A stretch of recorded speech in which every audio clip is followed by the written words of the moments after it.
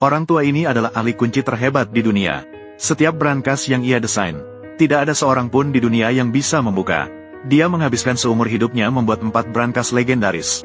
Mereka adalah Emas Rin, Prajurit Valkyrie, Siegfried, dan Senja Dewa. Sang ahli kunci pada akhir hidupnya bahkan membuat brankas untuk dirinya sendiri. Dia menganggap brankas ini sebagai makamnya, mengakhiri hidupnya sepenuhnya. Dan brankas yang tidak pernah terbuka, akhirnya bersama jenazah sang ahli kunci, dilemparkan ke laut. Meskipun sang ahli kunci telah meninggal selama 100 tahun, namun brankas yang ia desain, selain senja para dewa yang hilang, lainnya masih digunakan oleh Bang. Dan protagonis pria kami berambut keriting sudah suka cerita sang ahli kunci sejak kecil, sehingga ia juga terobsesi dengan membuka kunci, dan bisa membuka brankas sang ahli kunci. Ini adalah impian seumur hidup Curly. Sekarang, kotak penyimpanan biasa di matanya. Proses peretasan tidak lagi sulit, meskipun Curly mencapai tingkat Raja Kunci pada usia muda.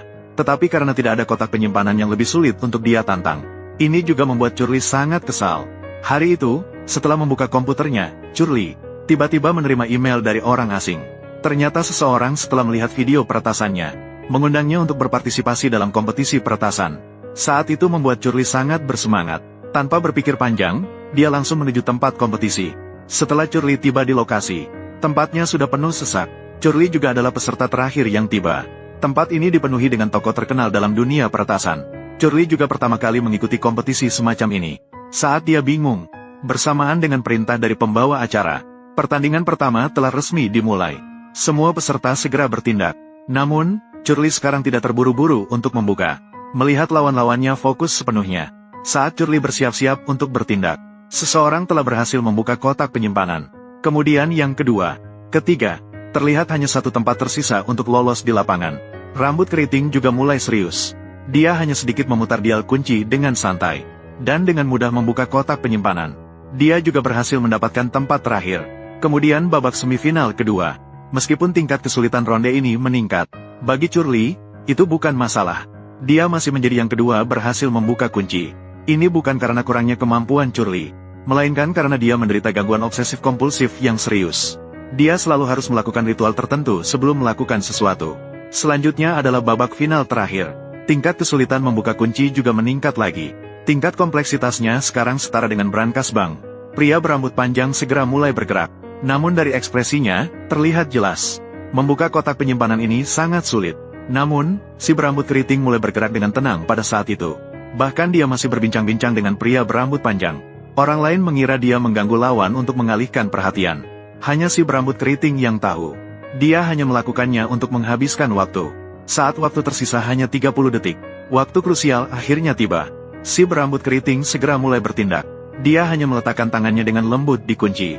Dia sudah mengerti sebagian besar mekanisme dalam kotak penyimpanan. Saat jarinya memutar dial kunci, kunci pertama dengan mudah terbuka. Kemudian kunci kedua dan ketiga, hingga seluruh kotak penyimpanan terbuka sepenuhnya. Pada saat kotak penyimpanan berhasil terbuka, dia hanya membutuhkan 9 detik singkat. Seluruh penonton terjerumus dalam kegilaan. Itu adalah saatnya. Rambut keriting di tengah kerumunan tiba-tiba melihat seorang gadis cantik. Dia tersenyum manis pada keriting. Keriting langsung terjebak di dalamnya. Saat itu, keriting masih tidak tahu hidupnya selanjutnya akan berubah karena ini. Gadis itu bernama Gwen. Dia mahir dalam mencuri sejak usia 6 tahun. Pada usia 17 tahun, dia ditangkap karena merampok bank. Dia dikeluarkan red notice oleh Interpol. Pada hari berikutnya, Gwen juga menemukan keriting lagi. Ternyata dia telah diam-diam mengawasi keriting untuk waktu yang lama. Dan pertandingan semalam adalah undangan dari gadis itu. Kemudian Gwen dengan tenang mengeluarkan cincin. Kemudian diikuti dengan jam tangan emas. Bahkan pada akhirnya ada sebuah pistol. Semua barang ini dia ambil dari 3 pelanggan setelah masuk ke kafe. Masing-masing diambil dari 3 pelanggan. Setelah mengungkapkan identitas pencuri andalannya, gadis itu kemudian mulai mengajak keriting bergabung. Dia melihat bahwa Curly sedikit penakut. Gwen pada saat itu mengungkapkan kepada Curly, target berikut mereka adalah brankas legendaris Locking. Mendengar berita ini, Curly segera sangat gembira. Dapat membuka brankas Locking merupakan target utama semua ahli pembuka kunci. Curly segera setuju dengan undangan tersebut. Dengan cepat ia pergi ke alamat yang diberikan oleh gadis itu. Tiba di markas sementara mereka. Saat itu, rekan tim lainnya juga muncul satu persatu. Big Wave adalah peretas ulung yang bertanggung jawab atas logistik. Big Beard memiliki keterampilan mengemudi paling terampil. Pria berotot yang muncul terakhir adalah perwakilan kekuatan tim. Dia juga merupakan kapten sementara tim ini. Kemampuan beberapa orang ini adalah yang terbaik di industri ini. Mereka telah berhasil bekerja sama dalam beberapa misi. Semua orang segera mulai merencanakan rencana selanjutnya.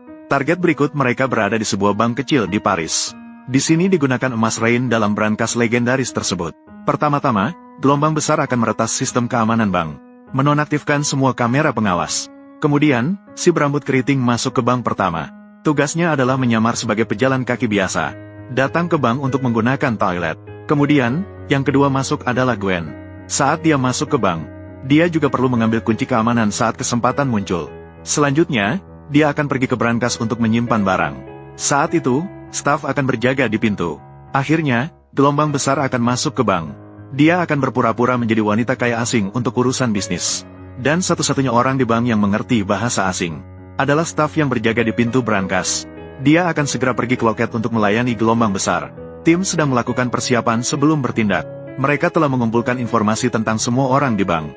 Sementara itu, Gwen menggunakan kunci keamanan untuk pergi ke gudang bank bersama Curly. Seluruh proses berjalan tanpa celah. Sementara mereka berjalan keluar dari lift, emas Rain juga muncul di depan mata mereka. Ini adalah brankas teraman di dunia. Kombinasi kata sandi mencapai 430 juta. Curly adalah ahli pembuka kunci terbaik. Membongkar rahasia emas Rain adalah impian seumur hidupnya. Namun dia tidak langsung bertindak. Dia malah melakukan senam radio untuk merilekskan tubuhnya. Kemudian dia bahkan berbicara dengan brankas itu sendirian. Bahkan dia memiliki kontak yang intim dengannya. Gwen yang berdiri di samping terkejut melihatnya. Orang yang tidak tahu mungkin mengira Curly memiliki kegemaran khusus. Dengan desakan dari gadis itu, Curly segera mulai bertindak. Dia memilih lagu favoritnya sendiri. Dalam suasana musik, Curly segera masuk ke dalam keadaan siap. Saat ujung jarinya berputar perlahan, bantalan di dalam brankas segera mulai berputar. Suara halus dari gigi roda yang berputar dan bertabrakan. Tidak ada yang bisa lolos dari telinga Curly. Semakin rumit kotak penyimpanan, semakin banyak variasi kombinasi. Namun, semua ini tidak terlewatkan oleh pendengaran keriting. Semua perubahan terlihat jelas. Dengan cepat, cakram kunci pertama berhasil dibuka. Kemudian, keriting semakin giat. Selanjutnya adalah langkah kedua, langkah ketiga dan keempat. Saat itu, keriting sudah sangat fokus.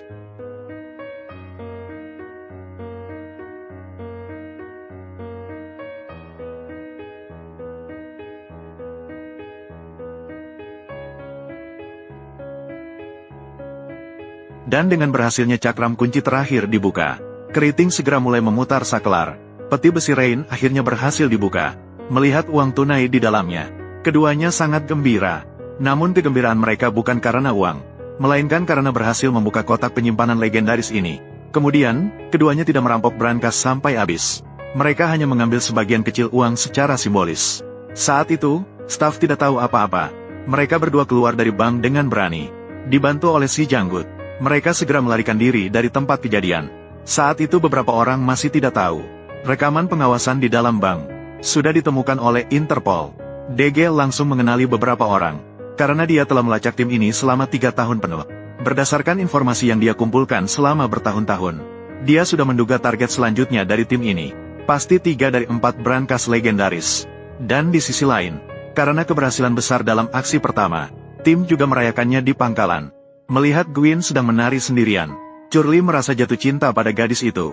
Namun hubungan Gwen dengan pria berotot tidak terlihat seperti teman biasa. Pada malam itu, Curly menyadari Gwen sedang mengalami sesuatu yang membuatnya sedih.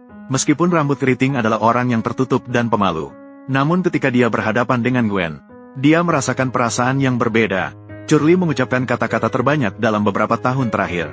Mereka berbicara tentang masa lalu dan masa depan mereka bersama. Hubungan mereka juga semakin dekat. Gwen mulai merasa tertarik pada pemuda polos dan jujur ini, dan mulai merasakan perasaan positif. Waktu dengan cepat berlalu hingga keesokan harinya. Tim pun sampai pada target berikutnya. Di bank dengan tingkat keamanan tinggi di Praha, terdapat Valkyrie legendaris lainnya yang disembunyikan. Pada saat yang sama, Interpol sudah tiba di atap gedung. Jika terjadi kejadian tak terduga di bank, mereka akan segera mengelilingi tempat itu.